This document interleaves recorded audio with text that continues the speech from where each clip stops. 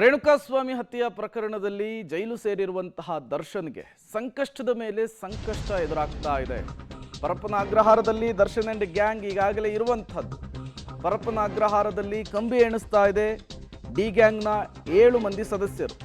ಮೊದಲ ದಿನ ರಾತ್ರಿ ಇದ್ದಂತಹ ಬೇಸರ ನಿನ್ನೆ ಇಲ್ಲ ಅನ್ನೋದು ಈ ಗ್ಯಾಂಗ್ನಲ್ಲಿ ಗೊತ್ತಾಗ್ತಾ ಇದೆ.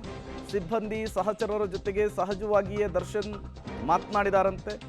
ಸುಪ್ರೀಂ ತೀರ್ಪಿನ ಬೇಸರವನ್ನ ವ್ಯಕ್ತಪಡಿಸಿದ್ದಾರೆ ಅನ್ನೋದು ಗೊತ್ತಾಗ್ತಾ ಇದೆ. ಮಾನಸಿಕವಾಗಿಯೇ ಧೈರ್ಯವಾಗಿದ್ದೆ ಅಂತ ಹೇಳಿ ದರ್ಶನ್ ಹೇಳ್ಕೊಂಡಿದ್ದಾರಂತೆ.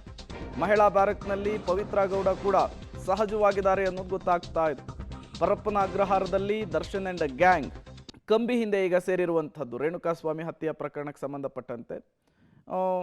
ಈ ನಿನ್ನೆ ಎಲ್ಲ ಏನು ಮಾಹಿತಿ ಬರ್ತಾ ಇತ್ತು ಅಂದರೆ ದರ್ಶನ್ ಚಡಪಡಿಸ್ತಾ ಇದ್ದಾರೆ, ಚಿಂತೆಯಲ್ಲಿದ್ದಾರೆ, ಹಿಂಗಾಗ್ಬಿಡ್ತಲ್ಲ ಬದುಕು ಅಂಥೇಳಿ ಯೋಚನೆ ಮಾಡ್ತಿದ್ದಾರೆ ಅನ್ನುವಂತಹ ವಿಚಾರ ಗೊತ್ತಾಗ್ತಿತ್ತು. ತಿಂಡಿ ಸೇವಿಸ್ತಿಲ್ಲ ಅನ್ನುವಂತಹ ವಿಚಾರ ಗೊತ್ತಾಗ್ತಾ ಇತ್ತು. ಬಟ್ ಈಗ ಒಂದು ದಿನ ಕಳಿತು, ಸಹಜವಾಗಿಯೇ ಜೈಲು ವಾತಾವರಣಕ್ಕೆ ಮತ್ತೊಮ್ಮೆ ದರ್ಶನ್ ಅಡ್ಜಸ್ಟ್ ಆದಂತೆ ಕಾಣಿಸ್ತಾ ಇದೆ. ಆದಮೇಲೆ ದರ್ಶನ್ಗೆ ಜೈಲೇನು ಹೊಸದಲ್ವಲ್ಲ, ಈ ಹಿಂದೆಯೂ ಕೂಡ ಜೈಲಿಗೆ ಹೋಗಿದ್ರು, ಜಾಮೀನು ಪಡ್ಕೊಂಡು ಹೊರ ಬಂದಿದ್ರು, ಈಗ ಮತ್ತೆ ಜೈಲಿಗೆ ಹೋಗಿದ್ದಾರೆ. ಸಹಜವಾಗಿ ಅಡ್ಜಸ್ಟ್ ಆಗಬೇಕಾಗುತ್ತೆ, ಯಾಕೆಂದರೆ ಬೇರೆ ಆಪ್ಷನ್ಸೇ ಇಲ್ಲ ಅಂಥೇಳಿ ದರ್ಶನ್ ಮುಂದೆ. ಈ ಹಿಂದೆ ಏನೋ ಬೆನ್ನುವಿನ ಕಾರಣ ಕೊಟ್ಬಿಟ್ಟು ಜಾಮೀನು ಪಡ್ಕೊಂಡು ಹೊರಗೆ ಬಂದಿದ್ರು. ಬಟ್ ಈಗ ಬೇರೆ ಆಪ್ಷನ್ಸೇ ಇಲ್ಲ, ಜೈಲಿನಲ್ಲಿಯೇ ಇರಬೇಕು, ಈ ಪರಿಸ್ಥಿತಿಯನ್ನು ಫೇಸ್ ಮಾಡಲೇಬೇಕು.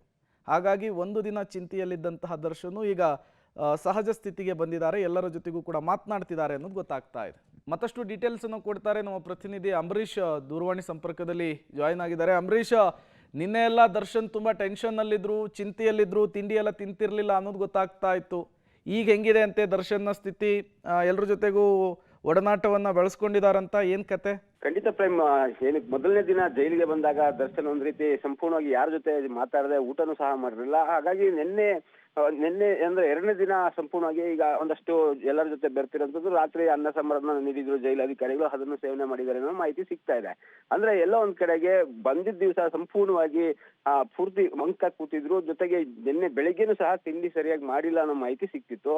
ಜೊತೆಗೆ ಏನಂತಂದ್ರೆ ಹೈಕೋರ್ಟ್ ಸುಪ್ರೀಂ ಕೋರ್ಟ್ಗೆ ಯಾವಾಗ ಪ್ರಕರಣ ಹೋಯ್ತು, ಪ್ರಕರಣದ ಬಗ್ಗೆ ಹೈಕೋರ್ಟ್ ಬಗ್ಗೆ ಒಂದಷ್ಟು ಅಸಮಾಧಾನ ವ್ಯಕ್ತಪಡಿಸಿದಾಗ್ಲೇನೆ ದರ್ಶನ್ಗೆ ಒಂದು ಅನುಮಾನ ಶುರುವಾಗಿತ್ತು. ಪಕ್ಕ ನನಗೆ ಶಿಕ್ಷೆ ಆಗ್ಬೋದು, ಮತ್ತೆ ನಾನು ಜೈಲಿಗೆ ಹೋಗೋ ಸಾಧ್ಯತೆ ಇದೆ ಅನ್ನೋದನ್ನ ಫಿಕ್ಸ್ ಆಗಿದೆ ಅನ್ನೋ ಮಾಹಿತಿನ ಅಷ್ಟು ಸಹ ಕೈದಿಗಳ ಜೊತೆ ಹಂಚ್ಕೊಂಡಿದ್ದಾರೆ. ಅಂದ್ರೆ ಏನವರು ಸ್ನೇಹಿತರು ಮತ್ತು ಕೊಲೆಯಲ್ಲಿ ಭಾಗಿಯಾದಂತಹ 5-6 ಜನ ಈಗ ಒಟ್ಟಿಗೆ ಇದ್ದಾರೆ. ಅಲ್ಲಿ ಮಾತುಕತೆ ಆಗಿದೆ ಅನ್ನೋ ಮಾಹಿತಿ ಸಿಗ್ತಾ ಇರೋದು. ಒಟ್ಟಲ್ಲಿ ಸಂಪೂರ್ಣವಾಗಿ ಎರಡನೇ ರಾತ್ರಿ ಈಗ ಜೈಲಲ್ಲಿ ಕಳೆದಿರೋದ್ರಿಂದ ದರ್ಶನ್ ಒಂದಷ್ಟು ಮೈಂಡ್ ರಿಲೀಫ್ ಆಗಿದೆ. ಜೊತೆಗೆ ಹೊಂದ್ಕೊಳ್ಳೋದಕ್ಕೆ ಪ್ರಯತ್ನ ಮಾಡ್ತಿದ್ದಾರೆ, ಬೇರೆ ದಾರಿ ಇಲ್ಲ ಅನ್ನೋದು ಗೊತ್ತಾಗ್ತಿರೋದು. ಇನ್ನು ಆ ವಿಶೇಷ ಮಹಿಳಾ ಬೆರಕಲ್ಲಿರುವಂತಹ ಪವಿತ್ರ ಗೌಡ ಸಹ ಎಂದಿನಂತೆ ಎಲ್ಲರ ಜೊತೆ ಸಹ ಮಾಮೂಲಿ ಇದ್ದು, ಅಂದ್ರೆ ಅದೇ ರೀತಿ ಎಲ್ಲರ ಜೊತೆ ಬೆರೆತ್ಕೊಂಡು ಮಾತುಕತೆಯಲ್ಲಿ ಇದ್ದಾರೆ. ಅಂದ್ರೆ ಸಂಪೂರ್ಣ ಈಗ ಬೇರೆ ವಿಧಿ ಇಲ್ಲದೆ ಜೈಲಿನ ವಾತಾವರಣಕ್ಕೆ ಹೊಂದ್ಕೊಳ್ಳೋದಕ್ಕೆ ಎಲ್ಲ ಸಿದ್ಧತೆ, ಅಂದ್ರೆ ಒಂದು ರೀತಿ ಹೊಂದ್ಕೊಳ್ಳೋದಕ್ಕೆ ಪ್ರಯತ್ನ ಆಗ್ತಿರೋದು ಪ್ರೇಮ್.